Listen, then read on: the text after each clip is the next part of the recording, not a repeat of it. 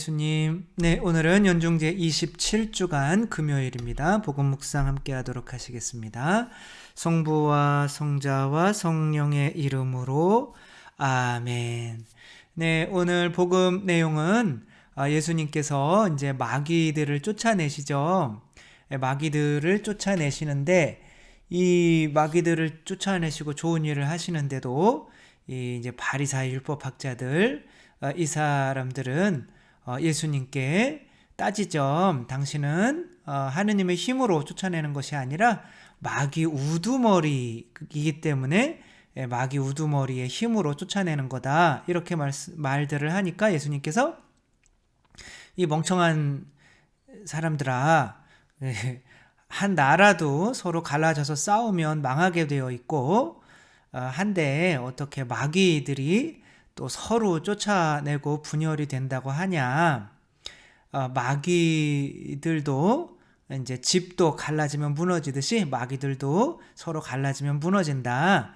이것은 내가 마귀의 힘으로 하는 게 아니라 하느님의 어떠한 하느님의 손가락, 그게 뭐 성령이죠, 그렇죠? 성령의 힘으로 쫓아내는 거다. 그리고 내가 이렇게 성령의 힘으로 이 어둠의 세력을 갈라버릴 수가 있다고 하는 것은 이미 너희들 안에 하느님 나라가 와 있다는 증거다 라고 이렇게 말씀을 하시죠. 그러니까 유대인들 생각은 뭔 거예요? 이제 마귀들은 서로 분열될 수가 있다고 얘기를 하는 거죠, 그렇죠? 근데 예수님께서는 마귀들도 분열되지 않는다 이렇게 얘기를 하는 거예요. 근데 마귀들은 서로 자기 자신만 생각하는 이기적인 존재들이기 때문에 서로 분열될 수 있지 않을까라는 생각이 들죠. 그렇죠? 저도 그렇게 드는데, 근데 만약에 공공의 적이 생기잖아요. 그러면 그 공공의 적 때문에 자기들이 이 공동체가 닫혀버리면 자기도 생존을 할 수가 없는 거죠.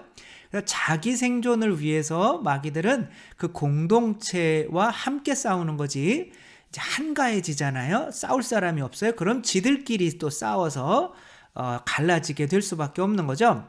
그러니까 이제 빛이 왔으니까 마귀들이 단합을 할 수밖에 없는 거죠. 왜냐하면 다 망할 수가 있으니까. 그것은 이 공동체를 위한 그런 생각을 가지고 있기 때문에 그런 것이 아니라, 이 공동체가 망하면 자기들도 망하기 때문에 어쩔 수 없이 단합을 할 수밖에 없는 거죠.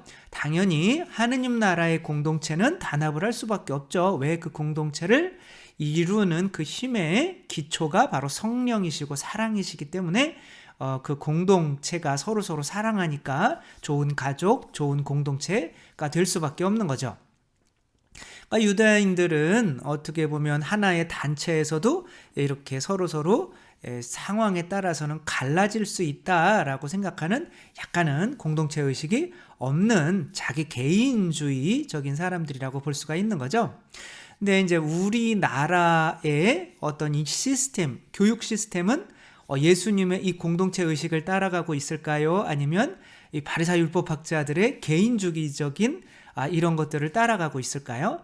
과연 어떠한 것을 따라갈 때 더 큰 효과를 낼 수가 있을까요? 이것이 우리나라 학생들이 공부하는 모습이죠. 너무 열심히 공부하죠. 그리고 여기에서는 떠들었다가는 이제 작살이 나는 경우가 생기죠. 저도 이제 처음에 도서관에 갔을 때 이 귀를 꽂고 이렇게 흥얼흥얼 거렸던 거죠. 그것도 이제 처음에 그런 걸 귀에서 듣는 거를 이렇게 가지고 가니까 얼마나 신기하고 자랑하고 싶어요. 그러니까 흥얼흥얼 하고 있는데 옆에서 사람들이 다 와가지고 승질들을 내시더라고요. 그렇게 떠들면은 아주 안 되는 개인적인 치열한 이런 공부를 하는 사람들이 더 좋은 효과를 낼까요? 아니면 이렇게 떠드는, 이게 얘네들 도서관이야. 이거 하브루타식의 공부라고 하는데, 유태인들은 서로 막 이렇게 떠들면서 공부해요. 그리고 막 그냥 떠들고, 여기 이거 더 시끄럽다 그러면 사람들이 모여서 도대체 무슨 얘기를 하고 있을까라고 하며 이렇게 모여들죠. 과연 개인적으로 좋은 성적을 내기 위해서 공부하는 사람들이 더 좋은 성적을 낼까요? 아니면 이렇게 떠들면서 공부하는 사람들이 더 좋은 성과를 낼까요?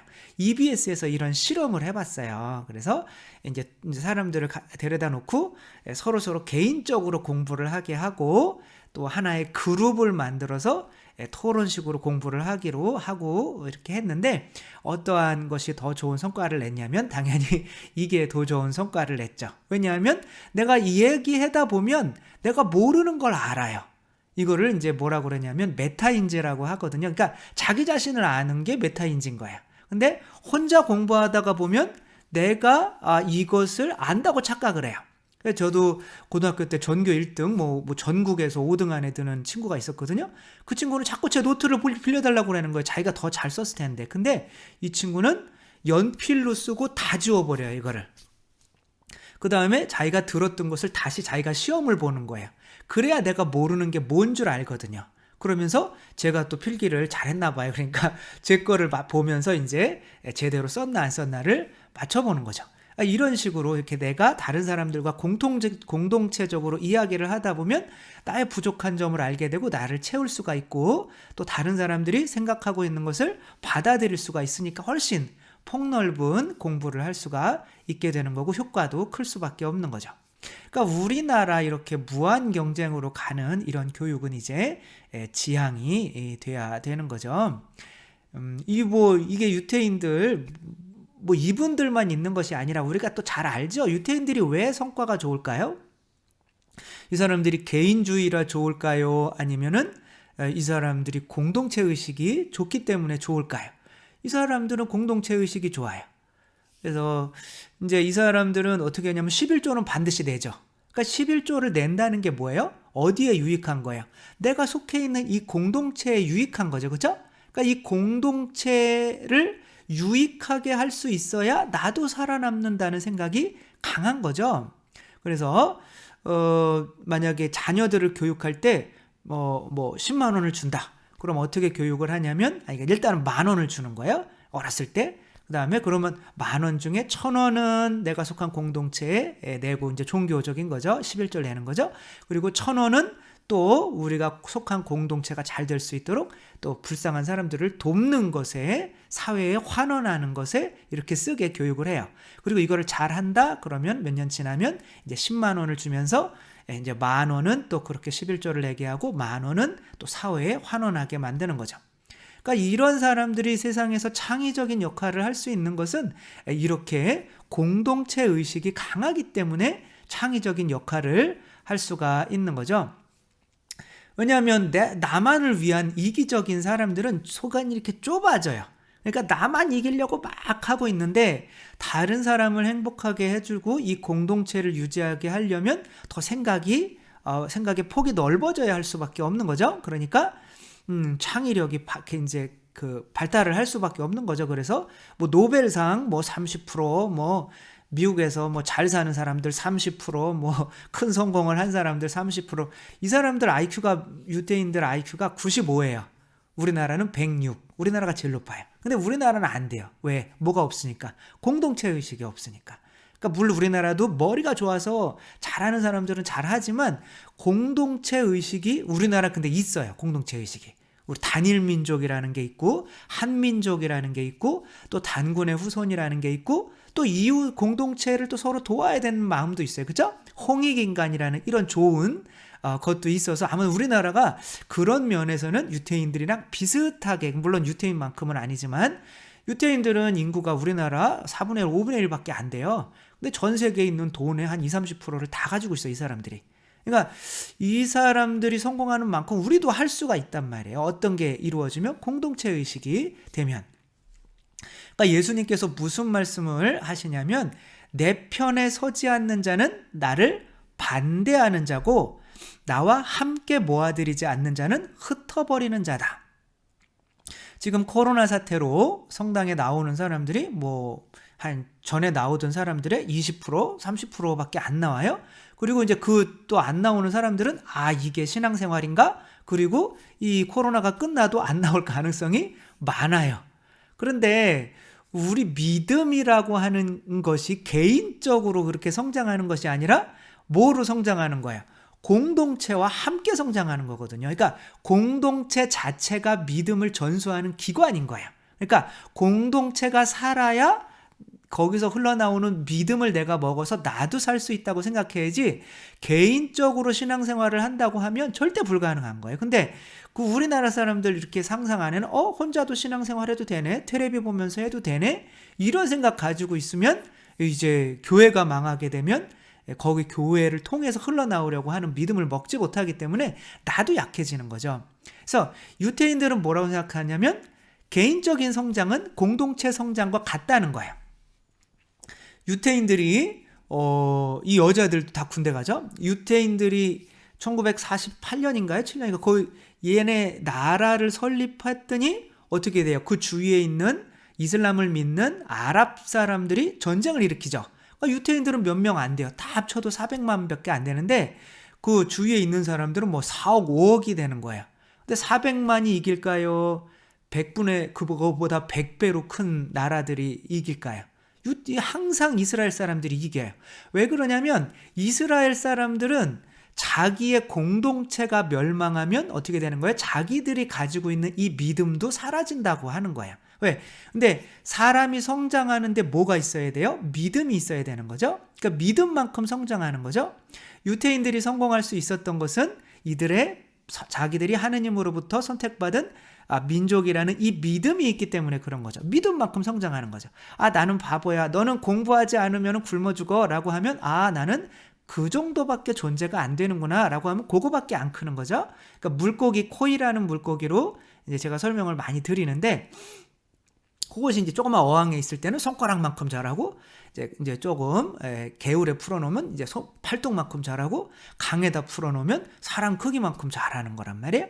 그러니까 자기들이 속한 어떠한 이 크기에 따라서 내 몸을 맞춰가는 거죠. 그러니까 마찬가지로 유태인들은 나는 선택받은 민족이야. 그러니까 선택받은 민족은 가만히 보니까 바다가 앞에 가로놓여 있고 뒤에서 적이 와요. 그러니까 선택받은 민족은 이 바다를 갈라버리더라 이거예요.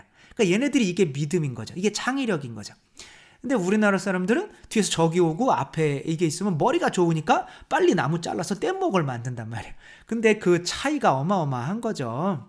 그러니까 아무튼 얘네들은 그런 선택받은 믿음이라는 그런 믿음 때문에 클 수밖에 없는데 그 믿음이 전수될 수 있는 그 통로가 공동체인 거예요. 그러니까 공동체가 그 이스라엘이라는 공동체가 자기들이 갖게 만든 이 믿음을 전수해주고 자기들을 성장시킬 수 있는 그 발판이기 때문에 공동체가 사라지면 자기들도 사라진다는 이 공동체와 자기들은 하나라는 생각이 있는 거예요. 그래서 전쟁이 벌어지면 아랍인들은 막 서로 죽지 않으려고 도망가기 바쁘지만 이 사람들은 외국에서 성공해 있는 사람들까지도 다 그런 그 회사들을 버리고 다 이스라엘로 전쟁 나면 와가지고 몇 명 안 되는 거지만 이렇게 결집돼서 싸우는 사람들을 숫자가 많다고 이길 수 있는 게 아닌 거죠. 누구죠? 베스파시아누스, 이렇게 컨닝하는 게 눈으로 보이죠? 베스파시아누스, 이게 나중에 황제가 돼요. 이제 베스파시아누스 장군이 이 예루살렘이 이제 로마에 의해서 멸망을 당하죠? 로마를 이제 멸망시키기 위해서 온 거예요. 예루살렘 접수하기 위해서. 근데 이게 가만히 보니까 예루살렘이 이제 멸망할 것 같아요. 그런데 그럼 예루살렘이 멸망하면 나라가 멸망하는 거거든요. 그러면은 이 사람들은 어떻게 나라를 유지하기 위해서 땅에다 그렇게 집착을 할까요? 아니죠. 이 자기들이 뭐를 전수하고 있는 건 줄 아는 거예요. 자기들은 믿음을 전수하고 있는 거죠. 그러니까 믿음을 전수해주면 자기들의 나라가 또 유지되는 거예요. 왜? 믿음과 나라는 하나인 거예요. 그래서 랍비 요한나 비 자카이라고 하는 사람은, 그러니까 자카이라고 하는 랍비가 뭔가를 이 나라를 살려야 될 것 같아요. 어차피 멸망할 건데 서기 70년에 멸망하죠. 근데 이제 예루살렘 밖으로 못 빠져나오는 거예요. 그래서 이제 죽은 사람 흉내를 내면서 시체로 이제 관으로 해서 우리 밖에다가 이제 예루살렘 밖에다가 무덤이 있잖아요. 하니까 이제 로마 사람들이 그건 허락해 주는 거죠. 근데 관을 뚜껑을 열고 나와서 황제한테 뛰어가서, 황제가 아니라 이제 그땐 장군이죠. 근데 황제야 막 이렇게 하는 거예요. 황제가 안 됐는데. 너 미쳤니? 내가 황제라고 그러면 내가 지금 반란을 일으키는 사람이 되잖아. 뭐 이러는 거죠. 근데 갑자기 전령이 와가지고 황제가 지금 이전 황제가 돌아가셨으니 이제 베스파시아누스 장군께서 왜 이렇게 이름이 어려워요? 삼룡이 얼마나 쉬워요. 이름 어려운 사람들 아무튼. 그래서 그러니까 황제가 됐습니다. 그러니까 네가 내가 황제가 될 거 어떻게 알았어? 너 참 대단하다. 네 소원 하나 들어줄게. 얘기해라. 그랬더니 뭐 우리는 어차피 멸망할 거지만 우리가 야브네, 지금 얌니아인 거죠. 야브네라고 하는 조그만 동네에 이제 유다교 이제 그 바리사이 대학이 있었어요. 그러니까 거기에 성서도 있고 뭐 탈무드나 뭐 여러 가지 뭐 그런 책들이 이제 많이 있는 거죠. 어떻게 보면 이스라엘의 정신이고 믿음이고 이런 거죠. 다른 건 다 태워도 되는데 고기만 좀 야브네만 태우지 말아주세요. 이렇게 한 거죠. 그래서 그렇게 야브네라고 하는 이 도서관이 타지 않고 이스라엘 사람들이 2000년 동안 나라가 없었지만 거기에서 계속 이 바리사이들이 유대인들이 이제 랍비들이 그거를 연구해서 이 정신들을 계속 사람들에게 전해주는 거예요. 그리고 그 믿음이 그 사람들 속에서 2000년 동안 이어지면서 이들 안에서 계속 우리는 선택된 민족이야 라는 2000년 동안 나라가 없는데 나라가 안 없어지는 게 신기하잖아요. 그렇죠? 근데 그들은 나라라고 하는 이 공동체는 그 믿음을 전수하는 기관으로 본 거지 땅으로 본 게 아닌 거죠. 그러니까 다시 회복돼서 지금의 이스라엘이 있게 된 거죠. 이스라엘인들의 이 공동체라고 하는 것은 나라뿐만이 아니라 한 작은 나라, 이스라엘이란 공동체는 가정이라고도 할 수 있는 거죠. 이 가정에서 안식일마다 토요일마다 어떠한 식사를 다 같이 해요. 그리고 뭐 파스카 예식 비스무리하게 어떻게 뭐 이런 이야기도 뭐 우리 종교의 전통도 이야기해주며 그러면 이제 아버지가 어머니에 대한 노래를 불러준대요. 그러니까 어머니가 얼마나 위대한지 어머니에 대해서 노래를 이렇게 불러주면 아이들은 엄마가 참 중요하구나 이렇게 생각하고 또 엄마는 아이들에게 아버지 감사합니다 이거 3번 해 뭐 이런 식으로 아버지에 대한 그리고 이스라엘에 이렇게 하니까 이혼율이 높을까요? 세계 최저일까요? 세계 최저인 거죠. 부모님들이 막 싸우고 부모님들이 싸우면 아이들은 나 때문에 돈이 없어서 싸우나 보다 나는 죽어야지 다시 엄마 뱃속으로 들어가야겠다 뭐 이런 생각을 하게 된대요. 그러니까 부모님들이 싸우면 아이들이 이 공동체 의식을 갖지가 못하는 거죠. 그렇게 되면 아이들이 부모님을 위해서 공부하는 거잖아요. 그러니까 그런 공부를 열심히 할까요? 막 나갈까요? 나는 쓸모없는 존재라고 믿음이 이렇게 생기게 되니까 쓸모없는 존재로 어차피 그 믿음이 있으니까 그대로 살아야 되잖아요. 그렇게 쓸모없는 사람으로 살게 되는 거죠. 근데 유태인들은 그러니까 둘이 결혼할 때도 그런 걸 써요. 케투바라고 하는 그 계약서를 써준단 말이에요. 거기에 뭐라고 쓰냐면 이혼하면은 내 모든 재산은 아내에게 다 주겠습니다. 뭐 이런 것까지 다 결혼할 때 이런 계약서를 쓴단 말이에요. 그러니까 아내한테 재산을 그러니까 남자가 돈을 벌어 오지만 아내한테 잘해야 될 수밖에 없는 거예요. 그러니까 아내는 또 고마우니까 또 남편을 존중할 수 있도록 아이들에게 이렇게 아빠를 존중하게 하고 음식도 아빠 먼저 들게 하고 예의를 물도 아빠 먼저 먹게 마시게 하고 하면 이런 것들을 질서를 이렇게 잘 잡아주는 거죠. 그러니까 이혼이 확률이 없죠. 그러니까 이 가정 안에서 그런 종교의 전통이 또 교육에 잘 또 전수가 되니까 나는 또 선택받은 민족이구나 이걸 가지니까 또 그대로 또 살아버리는 거예요. 그러니까 너는 못났어 그래도 왜 나 하느님 백성인데 우리 아빠 엄마 그렇게 얘기해 줬는데 그리고 이 공동체가 잘 유지할 때만 이 믿음이 자녀들에게 그렇게 잘 전수가 될 수밖에 없는 거죠. 교회도 마찬가지인 거죠. 그렇죠? 교회도 그런 교회 공동체가 잘 유지될 수 있을 때에만 막 싸우지 않고 잘 유지될 수 있을 때에만 어떻게 돼요? 그 교회를 통해서 믿음이 전수돼서 내가 하느님의 백성이 아니라 하느님 아들, 딸이구나. 하느님 자녀구나. 나는 물을 가르는 게 아니라 물 위를 아예 걸을 수 있는 존재구나. 라는 믿음이 생기게 될 때 이 자녀들도 어떻게 되겠어요? 또 가정에서도 이런 교육을 시킨다면 우리 천주교와 교회와 이 가정이 이렇게 일치해서 그 믿음을 전수해 줄 수 있다면 우리 가톨릭의 전통 안에서 가정 안에서 유태인들보다 훨씬 뛰어난 인물들이 많이 나올 수밖에 없는 거죠. 근데 이제 이 공동체에 대한 이런 의식이 우리나라는 너무 약해서 개인적으로 너만 잘하면 돼. 아빠 생각하지 마. 아빠 정말 밖에 나가서 돈 벌면서 우리 가정 하나도 맨날 술 먹고 가정 하나도 생각 안 해. 너는 너만 잘하면 돼. 이런 식으로 해봐야 한계가 있다는 거죠. 그래서 믿음과 공동체는 하나라는 거. 그래서 공동체 의식이 강할수록 믿음도 강하고 그 믿음대로 이 세상에서 개인적인 능력도 더 많이 발휘할 수밖에 없다는 거 또 생각하며 예수님께서 내 편에 서지 않는 자는 나를 반대하는 자고 나와 함께 모아들이지 않는 자는 흩어버리는 자다라고 예수님께서 당신 중심으로 사람들이 이렇게 모이게 했고 당신께 모이지 않는 사람들은 당신과 반대되는 사람이라고 아예 말해버린 것처럼 우리도 교회에 대한 공동체 의식 또 가정에 대한 또 성가정에 대한 이 공동체 의식이 뚜렷해야만 우리 자녀들도 잘 될 수 있다는 거 또 잊지 않고 살았으면 좋겠습니다. 주님께서 여러분과 함께 전능하신 천주 성부와 성자와 성령께서는 여기 모인 모든 이에게 축복을 내리시어 길이 머물게 하소서. 주님을 찬미합시다. 하느님 감사합니다. 성부와 성자와 성령의 이름으로 아멘. 네, 감사합니다. 사랑합니다.